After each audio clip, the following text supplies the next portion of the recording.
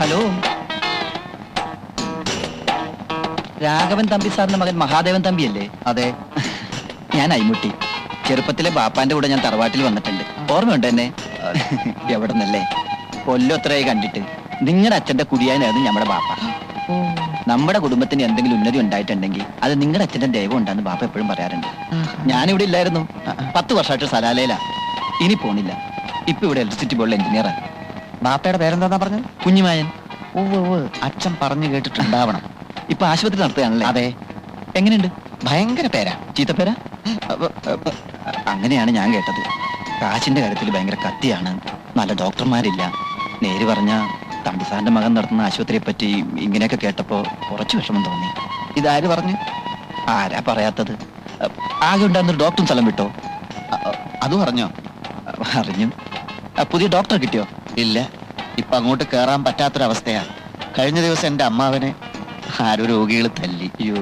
നല്ലൊരു ഡോക്ടറെ കിട്ടിയില്ലെങ്കിൽ ആശുപത്രി തന്നെ തീവെച്ച് നശിപ്പിക്കുമെന്നുള്ളൊരു ഭീഷണിയും നിലവിലുണ്ട്. കഷ്ടം. AVM ഹോസ്പിറ്റലിൽ ഒരു ഡോക്ടർ ഫൈസൽ ഉണ്ട്. മിടുക്കനാ. പക്ഷെ അയാൾ വരില്ല. പിന്നെ ഒരു ഡോക്ടർ പരിധുവിനെ കുറിച്ച് കേട്ടിട്ടില്ലേ? പക്ഷെ അയാൾ അടുത്ത ആഴ്ച മദ്രാസിലെ അപ്പോളോ ഹോസ്പിറ്റലിലേക്ക് പോവുക. പിന്നെ ആരുണ്ട്? ഏതെങ്കിലും ഒരു മിടുക്കൻ ഡോക്ടറെ കിട്ടിയിരുന്നെങ്കിൽ ശമ്പളമൊന്നും ഒരു പ്രശ്നമേ അല്ല. കോന്നിയിലെ മിഷൻ ആശുപത്രിയിൽ ഇപ്പൊ ഒരു ഡോക്ടർ ഉണ്ട്. കഴിഞ്ഞ ആഴ്ച എളാപ്പാന്റെ മുന്നൊരു ആക്സിഡന്റ് പെട്ടപ്പോ അവിടെയാണ് കൊണ്ടുപോയത്. കേരളത്തിലെ പ്രഗത്ഭരായ എല്ലാ ഡോക്ടർമാരും കൈയൊഴിഞ്ഞ കേസാണത്.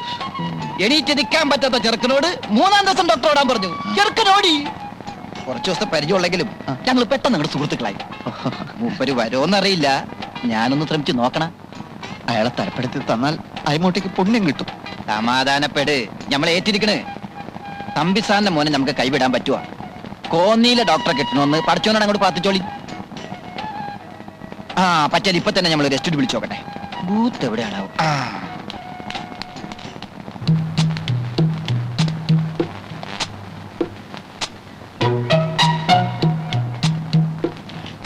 പത്ത് മണിക്ക് എത്തുമെന്ന് പറഞ്ഞിട്ട് ഇതിപ്പോ മണി 10:45. എനിക്ക് തോന്നുന്നത് ഡോക്ടർ അകത്തുണ്ടാവുമെന്നാ. ഈ കോമ്പൗണ്ടിന് ഒരു ഗേറ്റല്ലേ ഉള്ളൂ മഹാദേവ. അതെ. ആ വഴിക്ക് ഏതായാലും ഡോക്ടർ വന്നിട്ടില്ല. പിന്നെ ഏത് വഴിക്ക് അകത്ത് കേറിയിട്ടുണ്ടാവും? മണ്ണ് തുറന്ന് ഗുഹയുണ്ടാക്കി ആ വഴിക്കോ? നമ്മളിപ്പോ ഇവിടെ വന്നിട്ട് അരമണിക്കൂർ ആയതല്ലേ ഉള്ളൂ. അതിനു മുൻപേ ഡോക്ടർ വന്നിട്ടുണ്ടെങ്കിലോ? ഏയ്, എനിക്ക് തോന്നുന്നില്ല. അമ്മാവനെ ഒരു കാര്യം ചെയ്യും, ഒന്ന് അകത്ത് കയറി നോക്ക്. എന്തോന്ന്? ഡോക്ടർ എത്തിയൊന്ന്. അയ്യോ, അതെ, നീ എന്ന് നോക്കുന്നല്ലേ നല്ലത്. അമ്മാവൻ ചെന്ന് നോക്കുന്നതാ എനിക്കിഷ്ടം. അത് വേണ്ട. അമ്മാവൻ എന്റെ അമ്മാവനല്ലേ. അമ്മാവൻ മുൻകൈ എടുക്കണ്ടേ എല്ലാ കാര്യത്തിനും? എടാ, ഞാൻ മുൻകൈ എടുത്തി എന്നാലേ അകത്തുനിന്നൊരു പിൻകൈ വന്ന് എന്റെ കൊങ്ങാക്കി പിടിക്കും. അതേത് കൈ? ആസ്മാക്കാരന്റെ ബന്ധുവിന്റെ കൈ. അന്നടിച്ചടിയുടെ വേദന ഇന്നും എനിക്ക് മാറിയിട്ടില്ല. നിനക്കൊന്നും പോയി നോക്കിയാലെന്താ? നോക്കാവുന്നതേ ഉള്ളൂ. പക്ഷെ എന്റെ നക്ഷത്രത്തിൽ ഇപ്പൊ ജന്മശനിയാ. ഈ സമയത്ത് അനിഷ്ട സംഭവങ്ങളിൽ നിന്ന് മാറി നിൽക്കണമെന്ന് ജ്യോത്സ്യം പറഞ്ഞു. അതുകൊണ്ടാ. എങ്കിൽ ആ ജ്യോത്സ്യനെ ഒന്ന് പരീക്ഷിക്കണമല്ലോ. നീ ചെല്ലേ. നമ്മൾ ഒരിക്കലും ശാസ്ത്രത്തെ വെല്ലുവിളിക്കരുത് അമ്മാവ. ഇത് ഞാനാ. നീയായിരുന്നോ? പുതിയ ഡോക്ടർ വന്നോ? വേലായുധ? ഒരുത്തിനും വന്നില്ല. സാർമാരെന്താ ഇവിടെ ഒളിച്ചു നിൽക്കുന്നേ? ഒളിച്ചതല്ല. ആസ്മാക്കാരന്റെ ബന്ധു അകത്തുണ്ടോ വേലായുധ?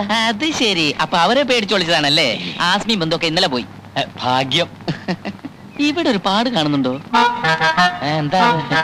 പോകുന്ന പോക്കില് അവരെന്നും തല്ലി. സാരമില്ല. ഈ മാസം നിനക്ക് 10 രൂപ അധികം ശമ്പളം തന്നേക്കാം. അതിരിക്കട്ടെ, ആസ്മാക്കാരൻ പോകുമ്പോ ഹോസ്പിറ്റൽ ബില്ലൊക്കെ സെറ്റിൽ ചെയ്തോ? ആ പ്രശ്നത്തിൽ എനിക്ക് അടി കൊണ്ടത്. പോവാന്ന് പറഞ്ഞപ്പോ ഞാൻ ബില്ലും കൊണ്ട് ചെന്നതായിരുന്നു. അമ്മവാ, ഇത് കാറ് വരുന്നു. അത് ഡോക്ടറെ ഇത് പടക്കാണ്. ഡോക്ടർ ഇറങ്ങി വരുമ്പോ കൊടുത്തോളാം. സൂക്ഷിക്കണം കേട്ടോ, സൂക്ഷിക്കണം, നീ സൂക്ഷിക്കണം.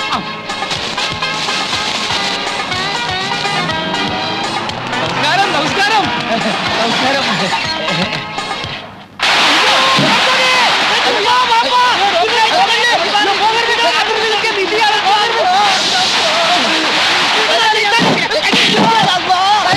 പടക്കമാണ്, പടക്കം. പടക്കോണ. അതെ, നമ്മൾ വിചാരിച്ചു വെടിവെപ്പാണെന്ന്. വിശ്വ ദീപാവലിയ രണ്ടുമല്ല, ഡോക്ടർക്ക് സ്വീകരണം. അമ്മാവ, അയമൂട്ടി അച്ഛന്റെ ഒരു കുടിയാന്റെ മകനാണ്. അയമൂട്ടി ഡോക്ടർ വന്നില്ലേ? അപ്പൊ ഇതല്ലേ ഡോക്ടർ? അല്ല, ഡോക്ടർ കാറിലുണ്ട്.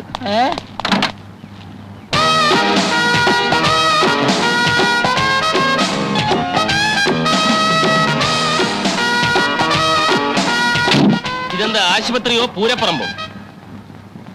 ഇത് ആശുപത്രി. പൂരപ്പറമ്പ് 1 കിലോമീറ്റർ ദൂരെയാണ്. അങ്ങോട്ട് പോണോ സാർ? ഈ ആശുപത്രി നടത്തുന്ന മനുഷ്യരോ കഴുതകളോ? അമ്മാവനാണ് സാർ. അകത്തൊരു ഹൃദ്രോഗി ഉണ്ടെന്ന് വെക്കുക. പെട്ടെന്നുള്ള ഈ ശബ്ദം കേട്ട് ഞെട്ടി ആ രോഗി മരിച്ചു പോയാൽ ആര് സമാധാനം പറയും? പേടിക്കാനില്ല സാർ, ഇവിടെ ആംബുലൻസ് ഉണ്ട്. ഇതെന്താ പിള്ളേര് കളിയാ? അയ്മുട്ടി, ഓ. വണ്ടി കയറ്, നമുക്ക് പോവാം. ഡോക്ടർ, ഒരു അബദ്ധം.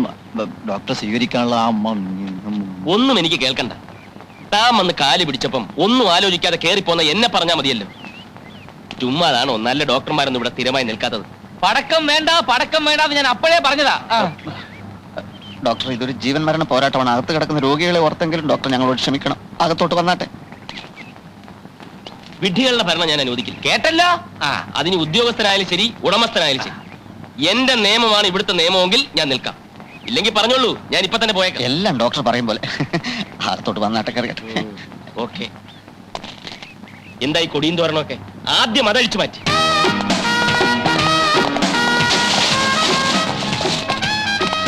അതേ, ക്ഷമിക്കണം. പെട്ടെന്നുള്ള വെപ്രാളത്തിൽ ആളറിയാതെ പറ്റിപ്പോയതാ. ഏയ്, അത് കുഴപ്പമൊന്നുമില്ല. അമ്മാവനത് പുത്തിരിയൊന്നുമല്ല.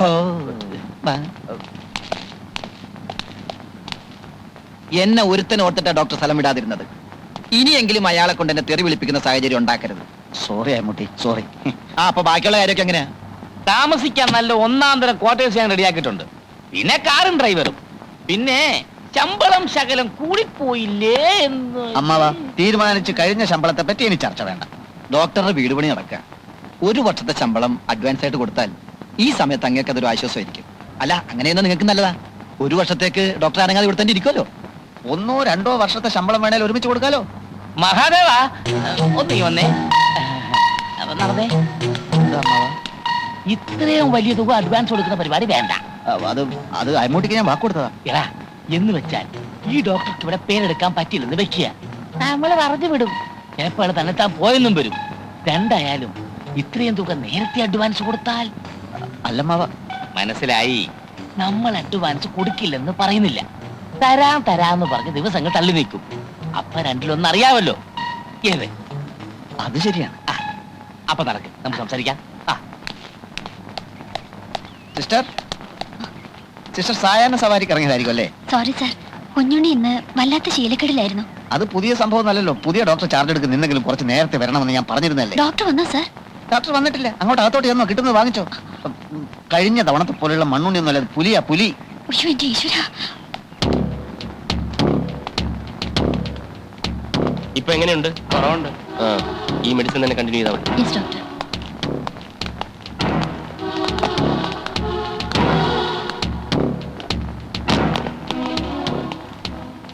രാവിലത്തെ ഇഞ്ചക്ഷൻ കിട്ടിയില്ല. കിട്ടിയില്ലേ? വൈ? ഇഞ്ചക്ഷൻ ഹെഡ് നഴ്സ് ആണ് കൊടുക്കാറ്. വെർഷി എത്തിയിട്ടില്ല. എത്തിയിട്ടില്ലേ? What do you mean? Head nurse ചിലപ്പോൾ വൈകാറുണ്ട് ഡോക്ടർ.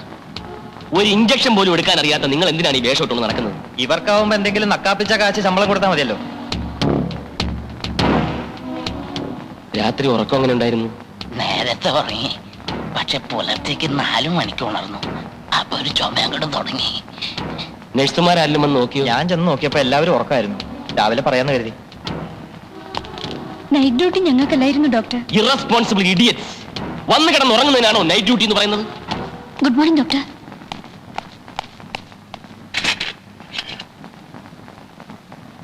Stop it. മനസ്സിലായില്ല. ഇവരാണ് ഡോക്ടർ ഹെഡ് നഴ്സ്. ഓ, ഹെഡ് നേഴ്സ്. ഞാൻ രാജഗോപാൽ. അബദ്ധത്തിൽ ഇവിടെ വന്ന് പെട്ട ഒരു പാവൻ ഡോക്ടർ. ഇഞ്ചക്ഷൻ മരുന്നൊക്കെ നിങ്ങൾക്ക് തോന്നുന്ന സമയത്തല്ല കൊടുക്കേണ്ടത്. പാവപ്പെട്ട രോഗികളുടെ ജീവൻ കൊണ്ട് പന്താടുകയാണോ? I am sorry doctor. Shut your mouth. നിങ്ങൾ ഇട്ടിരിക്കുന്ന യൂണിഫോമിന് ഒരു പവിത്രതയുണ്ട്. ഹെഡ് നേഴ്സ് ആണത്രേ, ഹെഡ് നേഴ്സ്. എവിടാ നിങ്ങൾ നഴ്സിംഗ് പഠിച്ചത്?